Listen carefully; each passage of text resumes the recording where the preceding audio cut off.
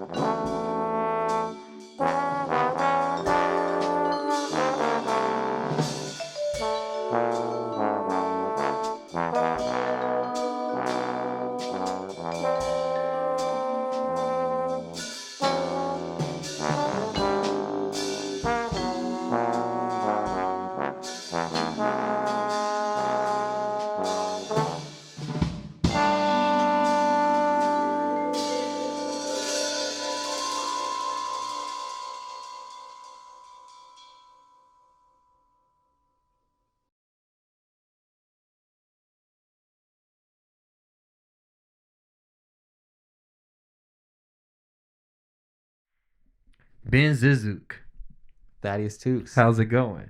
I'm quite well. Thanks for joining the series. Oh, it's my pleasure. Thank you for having me. It's pretty excited to see you put together this new-ish project. I know you've been conceptualizing and kind of working on it for a little while, but it's here.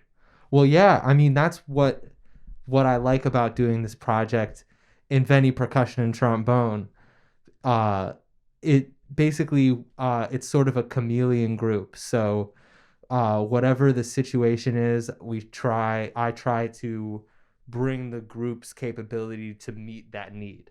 So basically, we started in 2016, and it was just me and Clay Gonzalez in his apartment in Uptown, and we were just talking about, like, basically I was just fed up because it was like you can do there's like 100 brass quintets and 100 trombone quartets, and I was thinking, like, what is the thing that's really needed? Like, what's the thing that doesn't exist already that we could have more of? And I was like, what about trombone and percussion? And Clay got really excited, and he started working on a piece.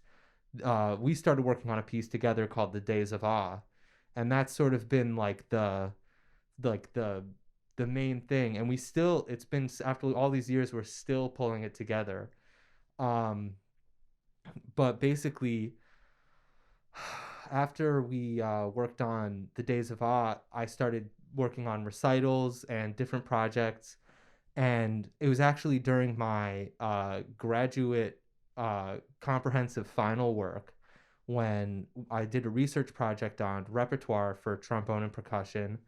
And I was sort of, at first I was looking at it from the compositional angle, and of course I focused on that, like, what are the different compositions, like if I wanted to play a college recital, for example, and I wanted a piece for trombone and percussion, what kind of manuscript could I get and give my professor that I could play, and the professor will be able to see what's there, which is what you need to do a degree recital.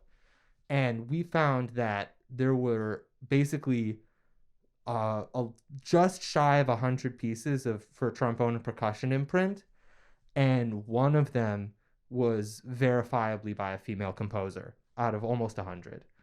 And that was a huge aha moment for me, because I realized, like, in addition to being a voice for myself and the expression that I wanted to have, IPT can be a repertoire project to fix this greater disparity that we have all across, not just in trombone and percussion, obviously, but all across all these different genres, all across all these different media of music, fixing this, trying to address the gender gap, trying to address the gap between the different demographic groups in America, so that this sort of, because when you go to make a data analysis and you look at data that says that, it's disheartening. It broke my heart. And to be in a position where you can make a difference, because about 100 pieces, if you start getting in there and working on, I'm gonna, let's say for example, I want to change the entire orchestral repertoire, right? So if I want to create a situation where all the orchestra pieces that are in print in the United States is balanced with the demographic breakdown of the United States, that could take a long time, because orchestra is a huge media. It takes a long time to write an orchestra piece, and there are so many. But when you look at trombone and percussion, it could be, the work could be done in my lifetime if we hustle hard enough, if we raise enough funds, and if we're diligent about it. At least enough work and space for it to shift a bit. Now, Yeah. the name you said, Inveni Percussion. Why Inveni? Inveni is a Latin word that means the ideal form. And so I'm sort of I'm a bit of a perfectionist. I'm really into doing things right. I really want things done, up to a high level. And I hope that's reflected in the work that we make. And I thought, because we're trying to shift away from sort of this not very ideal paradigm and trying to move to a more ideal paradigm, I thought Inveni would be a great name. And I also like how it sounds. I mean, Inveni kind of has a cool sound. And the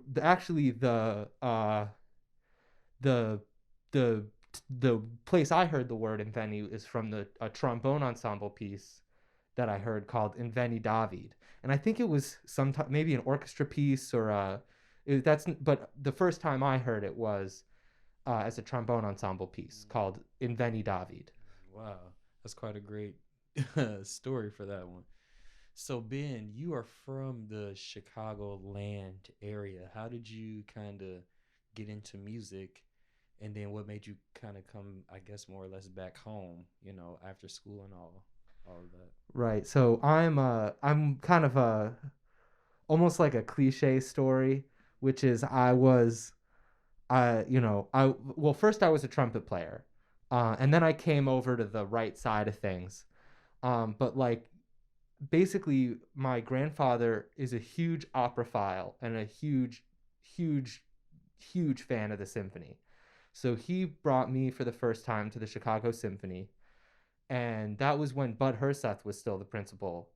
It was just the end of his time in the orchestra, and I heard him play, and I heard the Chicago Symphony Brass.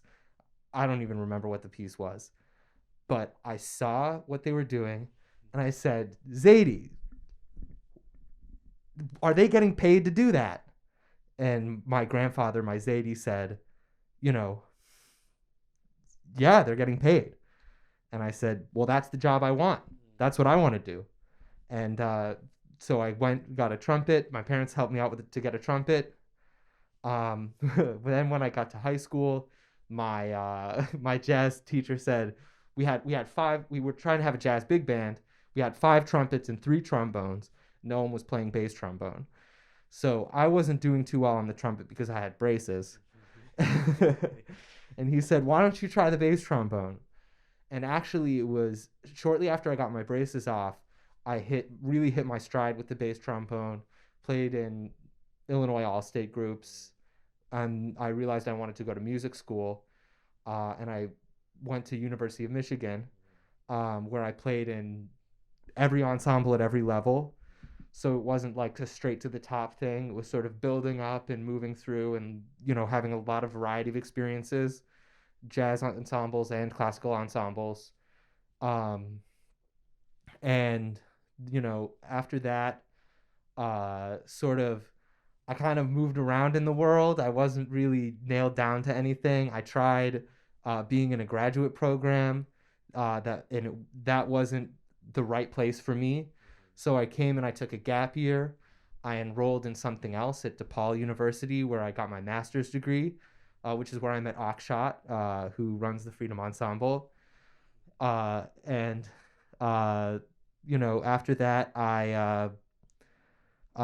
Took some more gap years.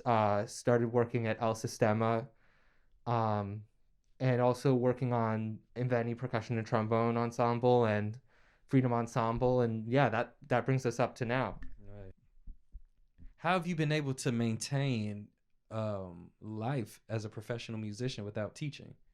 Well, first off, I really do like to engage in teaching, and I have been teaching, but not enough to reach full employment.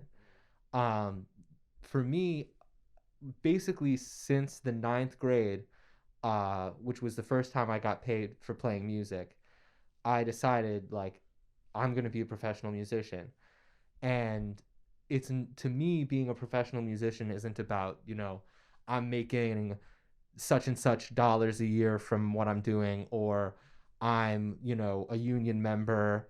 To me, being a professional musician is about attitude, and that's something I learned from Jim Warwick at New Trier High School. He told us day one of freshman year of jazz ensemble, this is a professional ensemble.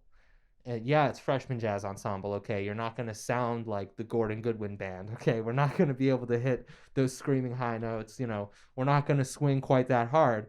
But if you take a professional attitude now, then that's going to pay off. And to me, that means being on time. On time is early. Or rather, early is on time is late, and late is unacceptable. You know, that means having your stuff prepared.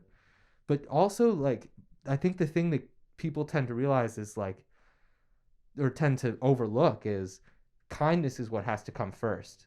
So in a lot of cases, you come into these professional music sessions, and it's like everybody there, nobody who's been hired on a music recording session of any kind is there to do anything but their very best work.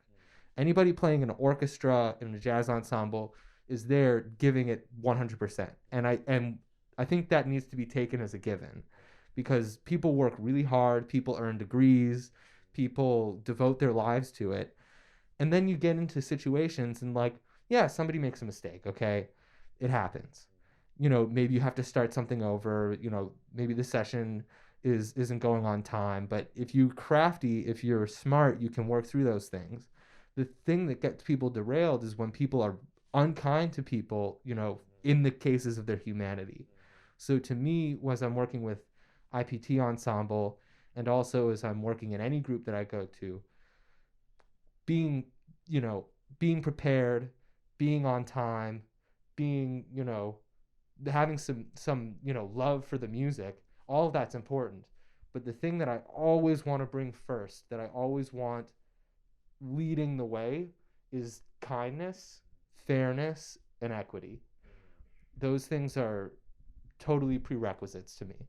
Nice. So Ben, what's next for you? What's next? Well, actually, I'm very likely going back to school. I've been offered a place at the CCPA, the Chicago College of Performing Arts. And so I'm gonna see what I've seen Zoom school from actually the instructional side in El Sistema. I had the opportunity to teach remotely and in person, and I'm actually gonna go and get back on the other side as of being a student again, and study with Jay Friedman, who was performing that very first time when I said, Zadie, I want to play a trumpet. And I'm gonna have, so that's a real full circle thing. Yeah, that's incredible. Yeah, it's I don't take it lightly, and I feel really lucky. So, the other thing, to look out for, every month I'm making a new video and new practice materials on Patreon. So all of my Patreon subscribers can go and get, content, exclusive content just for them. And every month it's something a little different. Some months it's just percussion, some months it's just trombone, some months it's a synthesis of both. There's a practice resource or a tip, each month for, aspiring performers. And basically that's the object there, is so that we can start having continual investment so that we're able to do more recitals when the time comes. So for example, we had what was going to happen in this past November, that I had been planning all the way since 2019, was to do a recital of all trombone and percussion ensemble and all female composers, actually including piano. And unfortunately, COVID hit, so we pivoted and we made instead an online performance of 9 pieces that we called the Days of Awe, and that was very successful for us. We raised a lot of funds, so thanks to our supporters. And then we also, all that content is now available on our Patreon. So if you want to see all that, you can go and get it right now. Well, thank you so much, Ben, and I hope you all enjoy this last tune from Inveni Percussion and Trombone.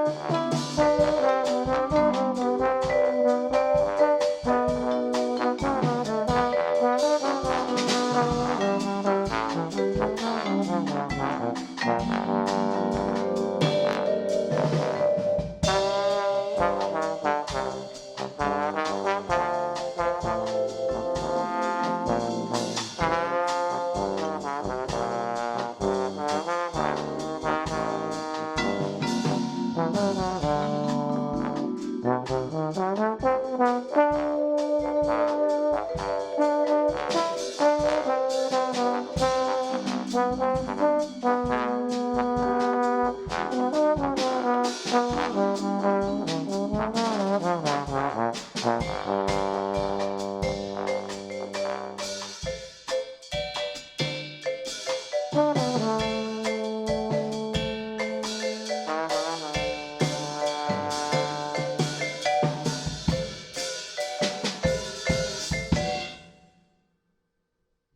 Lives Matter. Black Lives Matter. Black Lives Matter. Black Lives Matter. Black Lives Matter. Black Lives Matter. Black Lives Matter.